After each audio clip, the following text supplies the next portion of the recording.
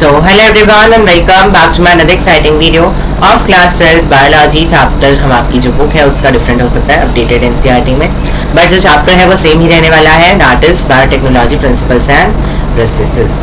सो इस वीडियो में हम लोग इस चैप्टर का इंट्रोडक्शन देखने वाले हैं एंड इसके प्रिंसिपल्स को हम लोग बेसिक इसका जो बिल्कुल इंट्रोडक्शन है वो हम लोग आज देखने वाले हैं एंड देन पार्ट्स के फॉर्म में ही चैप्टर में आपका फिनिश करवा दूंगा। तो चलिए स्टार्ट करते हैं। यहाँ पे हमें पूरा माइंड मैप देखने को मिल रहा है चैप्टर का, जो कि हम लोग पढ़ेंगे, लेकिन तब पढ़ेंगे जब ये चैप्टर पूरा हमारा फिनिश हो चुका होगा, तो रिवीजन के फॉर्म में हम लोग इससे पूरा चैप्टर समझ सकते हैं। अब हम लोग आ जाते हैं बायोटेक्नोलॉजी पे। सो आपको ये बायोटेक्नोलॉजी जो टर्म है ये बहुत अच्छे से समझ लें, क्योंकि इसका अगला चैप्टर है बायोटेक्नोलॉजी एप्लीकेशंस।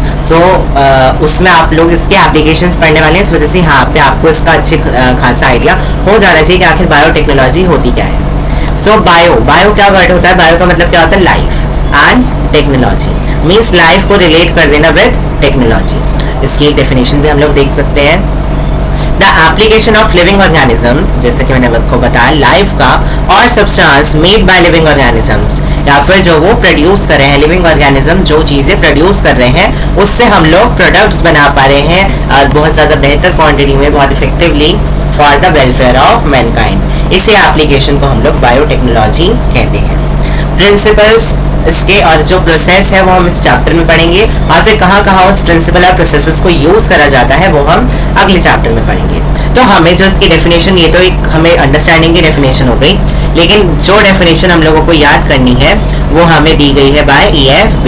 EFB का मतलब क्या है? European Federation of Biotechnology. इसका क्वेश्चन आपसे डायरेक्टली पूछा जा सकता है, that defined biotechnology as per EFB या फिर यूरोपियन फेडरेशन ऑफ बायोटेक्नोलॉजी। तो आप लोग क्या बोलेंगे?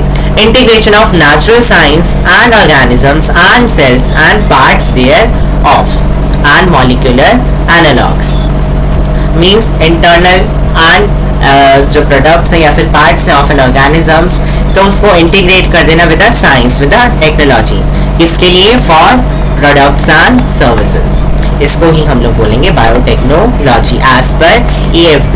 तो हम लोग समझने के लिए ये वाली डेफिनेशन ले सकते हैं, एंड एक जो बहुत ज्यादा मॉडिफाइड या फिर हम लोग एक स्टैंडर्ड डेफिनेशन करें वो दी गई है बाय EFB।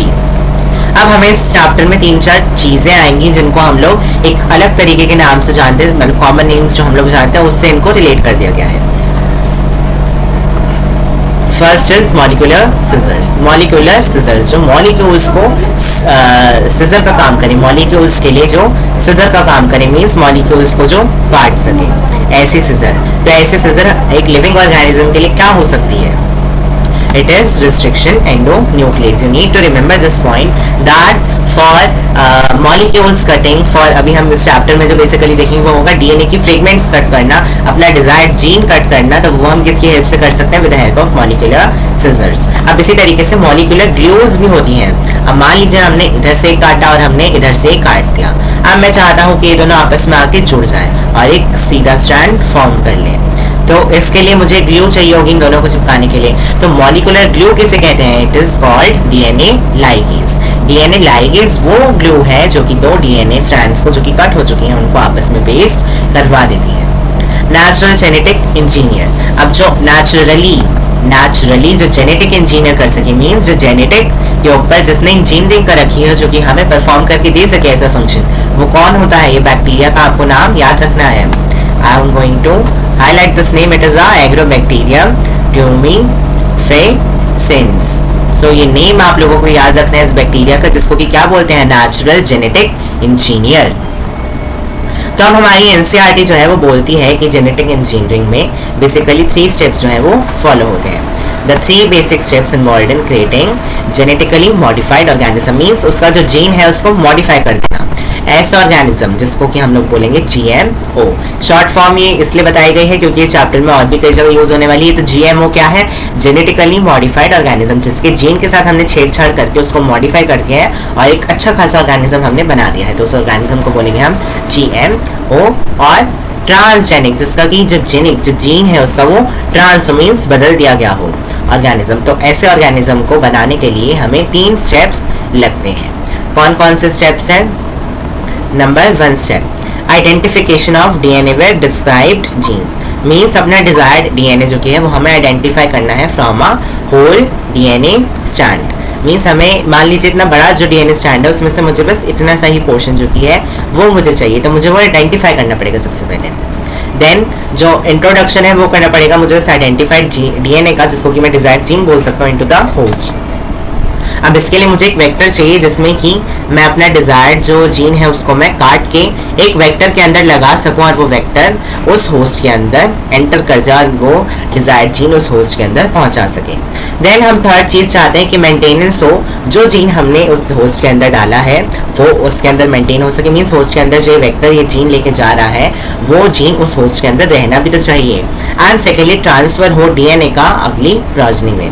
मीन्स जब ये होस्ट जो कि है ये डिवाइड करे या फिर जब ये ऑफस्प्रिंग्स प्रोड्यूस करे तो उसके ऑफस्प्रिंग में भी हमारा जो डिजायर्ड जीन है वो उसकी अगली प्रोजनी के अंदर भी ट्रांसफर हो जाना चाहिए। ये तीन चीज़ें हमें देखनी होती हैं। तो अभी हम लोग प्रिंसिपल जो पढ़ेंगे उसमें से जो ऊपर के जो 2 स्टेप्स हैं ये आते हैं हमारी जेनेटिक इंजीनियरिंग में, एंड जो नीचे वाला स्टेप है थर्ड स्टेप ये आता है हमारा केमिकल इंजीनियरिंग में। सो ये नॉर्मल पॉइंट था जो कि आप लोगों को याद रखना है। नाउ जेनेटिक इंजीनियरिंग आज हम लोग यहीं तक ही पढ़ने वाले हैं, दोनों प्रिंसिपल्स इसके दोनों का बेसिक इंट्रोडक्शन। जेनेटिक इंजीनियरिंग में आखिर हम लोग करते क्या है? It is the techniques used to alter the chemistry of genetic material. Alter कर देना मीन्स बदल देना, केमिस्ट्री मीन्स उसका जो स्ट्रक्चर है जेनेटिक मटेरियल का वो डीएनए जो है उसको बदल देना, ऑल्टर कर देना, और इंट्रोडक्शन कर देना उस मॉडिफाइड जेनेटिक मटेरियल का into an organism to change its phenotype, ताकि उसका वो अपने हिसाब से काम ना करे, अब वो काम करे जो कि हम चाहते हैं, वो हमारा डिजायर्ड प्रोडक्ट अब हमें बना के दे दे। तो ये सारी चीज़ें आती हैं हमारी जेनेटिक इंजीनियरिंग में।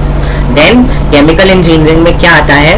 The use of contamination free chemical engineering process of growth of desired micro or cell in large quantity obtain biotechnological products like enzyme, antibiotic and vaccine and etc. Means हम चाहते हैं अगर वो organism उस चीज़ को अपने अंदर होल्ड कर पा रहा है, उसके अंदर कैपेसिटी है, तो हम चाहेंगे कि वो जो होस्ट है वो उस जीन को बहुत ज़्यादा क्वांटिटी में बनाए, तो हम लोग उसको बड़ी बड़ी क्वांटिटी में उस प्रोडक्ट को प्रोड्यूस करेंगे और इसी तरीके से हम कई सारी चीज़ें बना सकते हैं। जैसे कि हम कोई एंजाइम बना सकते हैं, हम कोई एंटीबायोटिक बना सकते हैं, हम कोई वैक्सीन बना सकते हैं, या और भी चीज़ें हैं जो कि हम लोग इसकी हेल्प से बना सकते हैं। जैसे कि इंसुलिन का हमें बहुत अच्छा एग्जांपल देखने को मिलता है जो कि हम आगे जाके पढ़ने वाले हैं बायोटेक्नोलॉजी के अंदर ही। लेकिन फिलहाल के लिए आपको ये याद रखना है कि केमिकल इंजीनियरिंग में हम उसका प्रोडक्शन करते हैं द लार्ज स्केल एंड अपना डिजायर्ड प्रोडक्ट मेंटेन करते हैं with in the host and it's progeny. और जेनेटिक इंजीनियरिंग में हम लोग उसका जो डीएनए है उसको हम लोग ऑल्टर कर देते हैं with our desired gene. So I hope इतना आपको समझ में आया होगा। हाँ, से जो अगला टॉपिक है वो स्टार्ट कर देना। अब हमारा चैप्टर यहीं तक तो हमारा इंट्रोडक्शन था। अब हम मिलेंगे इस चैप्टर की एक्चुअल स्टार्टिंग के साथ, जो कि हमें इस चैप्टर का मीन्स स्टार्टिंग पॉइंट हम लोग कह सकते हैं, जो कि इस चैप्टर को आगे प्रोसीड करने वाली है। अब इसमें जब एक टॉपिक आएगा तो उससे रिलेटेड नेक्स्ट टॉपिक होगा, देन उससे रिलेटेड नेक्स्ट टॉपिक होगा, एंड इसी तरीके से हम लोग प्रोसीड करते चले जाएंगे। तो मिलेंगे अपनी नेक्स्ट वीडियो में। Till then good bye.